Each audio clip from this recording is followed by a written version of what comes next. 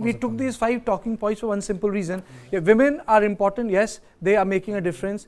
Their representation have gone up in states like Telangana, but their representation in legislature has not gone up. This political say might have gone up, but the representation has not gone up, Neerja ji. And I think that's a good spot to introduce Neerja, a senior journalist and author, and 2 women here.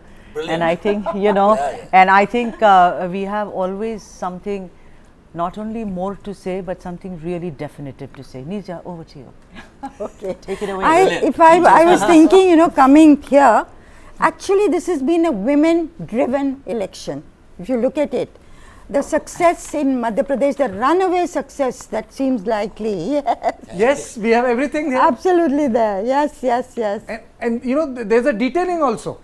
I'll take you there. Yeah, later. So, Ladli Behna Yojana, this 12,000 rupees a year scheme in Chhattisgarh rolled out, at Diwali time, which 50 lakh forms were published, and the message went that they will get 12,000 rupees a year. Okay. So that also has helped, I think. But even Congress, which is fighting back but may not make it in Rajasthan, women have played a very big role. So I think this is a factor political parties will have to take note of in the national elections. But, Sudha, but your point very absolutely correct. Representation, that is not improved. And second thing, Neerja ji, if you look at the results, people think that if you lose a state, it's end of the day. But if you lose a state nicely, you still end up with Rajya Sabha. So if you look at the Congress, it's it can still send 3 members to Rajya Sabha, at least 2 with this tally from Rajasthan. It means that it's not a washout like 2013 with 21 seats in Rajasthan. It means they have at least, if not increased, but basically retained the space they have. Respectable defeat. Yes, that's right. And of course, you're right, it will make a difference in the Rajya Sabha. Because numbers are going down? Where they will exercise a check on the ruling party. My whole point is, if you look at Telangana and in the context of women, we did a couple of stories on how the women voters have increased in Telangana. They've taken over males. Correct. And that is one indication. What does that mean is belt shops. Belt shops in Telangana are illegal liquor shops. And they were a big menace for all these women, because the men, the salary day, usual thing, would go buy all the booze, liquor, drink it away, and the women would be standing there. The NGOs tried their best, social activists, everybody. There was an allegation that the BRS was actually hand in glove with the belt shops. It's a very unique name.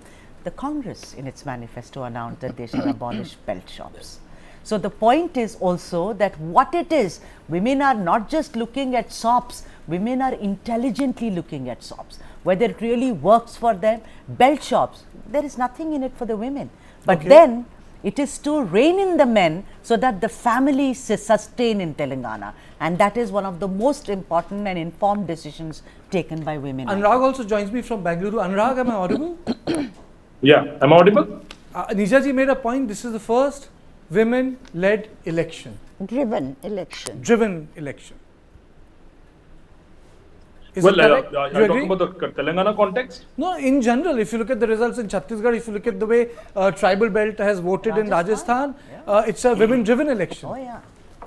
Well, Rajasthan, I would fairly agree. I mean, as an analyst across India, fairly, of course, the importance given to the women issues have really increased. I think after having the final number, we'll be able to understand what kind of an influence or dominating role women voters have really put out.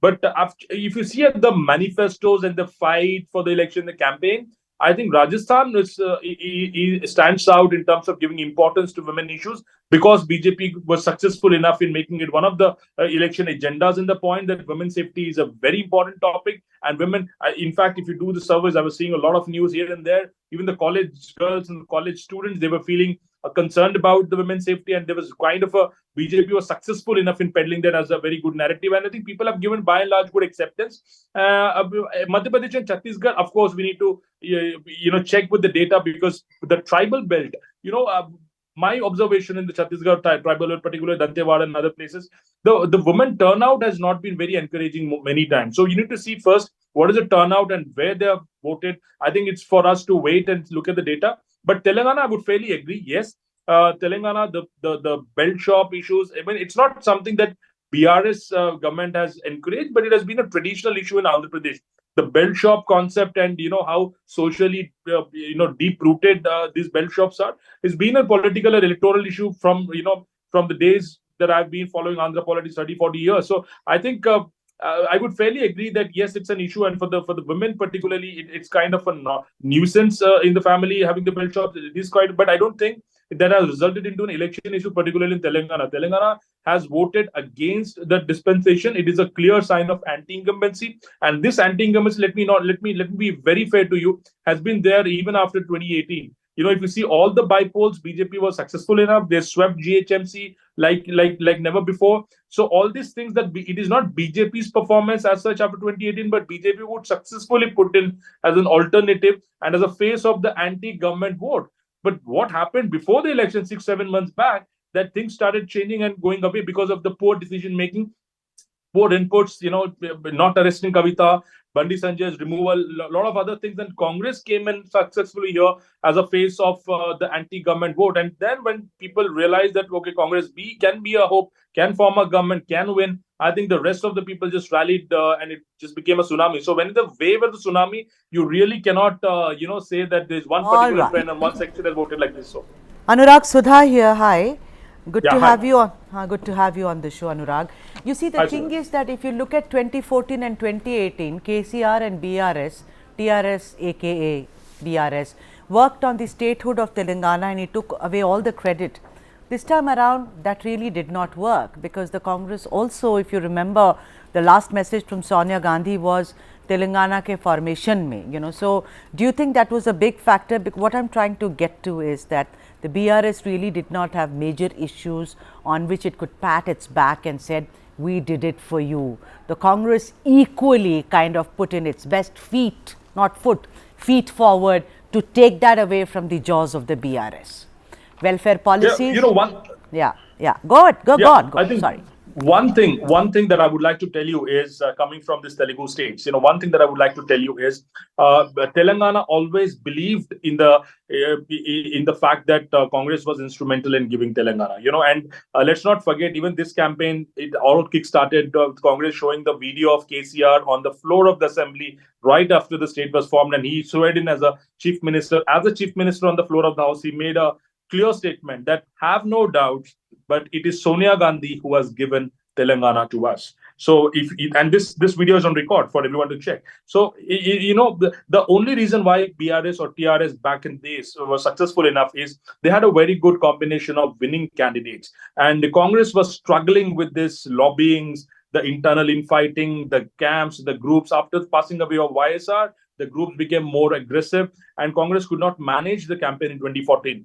But then when BJP won 2014, they made themselves so strong. They absolutely decimated the Congress, because more than half, in fact, barely 5-6 people were left in the Congress in the assembly, and everyone else switched their sides into the BRS. So BRS kind of tried to make the situation that there is no other party and there's no opposition for them. And that's where the whole problem started. If you see the decision making of BRS in the last 5 years, it's been like a raja. I am really disappointed with this culture, Sudha. In both the Telugu states, I see this culture. The chief minister's not honoring the secretariat. Now, KCR never goes to a secretariat. He says, I'm going to be sitting in Pragati Bhavan. You all have to come here and meet me. The cabinet meetings happen at his home. The bureaucrats sit at his home. So what nonsense it is. And the same is happening in all Telugu states. So they have, when you feel like a king, you say, okay, I'm going to be transferring to Bharat Rashtra Summit. You really don't have a great narrative to call it as a BRS. And then you kind of run everywhere else but not focus on Telangana. I think so. People do see it. People do look at the arrogance. People want. Now, take an example from Shivraj Singh Chauhan. I was just talking to an analyst. You people have to learn from that kind of a leadership. 15 years, Sudha, and there is no anti-incumbency on him. There is no fatigue on the leader, because he's grounded, he's simple, he speaks emotion, he's connected with people. And why can't we or the other chief ministers like Mr. KCR, who was so privileged to get such a good majority and so much of love and affection from the people of Telangana,